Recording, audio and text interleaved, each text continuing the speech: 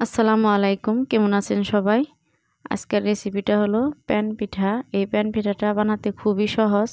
ঘরে থাকা উপকরণ দিয়ে আপনারা অল্প সময়ে এই পিঠাটা বানাতে পারবেন। মাত্র 10 মিনিটে আপনারা অনেকগুলো পিঠা এভাবে বানাতে পারবেন। পিঠাটা খেতে খুবই ভালো লাগে, নরম তুলতুলে। আপনারা একবার বাড়িতে বানালে আপনারা বারবার এই পিঠাটা বানাতে চাবেন, বারবার খেতে ইচ্ছা করবে। তো দেখুন আমি কিভাবে পিঠাটা বানাই। তো এখানে আমি একটা ডিম ভেঙে নিছি। তারপর আমি কিছুক্ষণ মিশিয়ে তারপরে দিয়ে দিব হাফ কাপ চিনি। চিনিটা দিয়ে আমি ভালো করে এইভাবে হ্যান্ড ব্লেন্ডার দিয়ে মিশিয়ে নিব। মিশিয়ে তারপরে দিয়ে দিব ময়দা।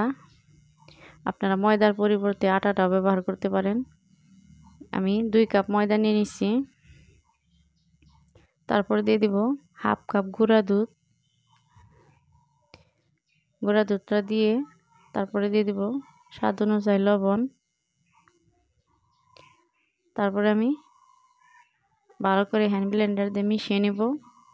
তারপরে আমি এখানে অল্প অল্প করে কুসুম গরম দুধ অ্যাড করব। আমি অল্প অল্প করে দিছি, এক লগে দিবেন না, এক লগে দিলে আপনার ডোটা ভালো হবে না। তো এইভাবে করে অল্প অল্প করে আপনারা দিয়ে মিশাতে থাকবেন। কিছুক্ষণ এভাবে মিশিয়ে নেবেন। মিশাতে মিশাতে যখন এভাবে হবে তখন দিয়ে দিবেন এলাচের গুঁড়ো। আপনারা এলাচের গুঁড়োটা দিতেও পারেন, নাও দিতে পারেন।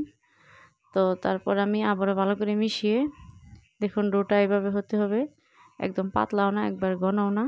এরকম করে আপনারা ডোটা বানিয়ে নেবেন। তারপর আমি কিছুক্ষণ সাইডে রেখে দিব। তারপরে আমি তাওয়াটা বসিয়ে দিছি। তারপরে অল্প তেল দিয়ে আমি টিস্যু দিয়ে এভাবে মুছে তারপর আমি ডোটা এভাবে দিয়ে দিব।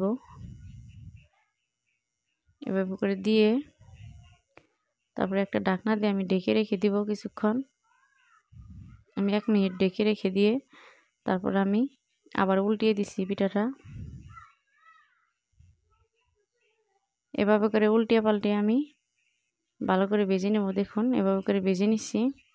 তারপর আমি আরেকটা পিঠা বানিয়ে দেখিয়ে দিচ্ছি আপনাদেরকে। দেখুন এভাবে করে আমি আরেকটা পিঠা বানিয়ে নিচ্ছি। আমি আবার ঢেকে দিছি। আবার উল্টে পাল্টে আমি এভাবে করে ভেজে নিব।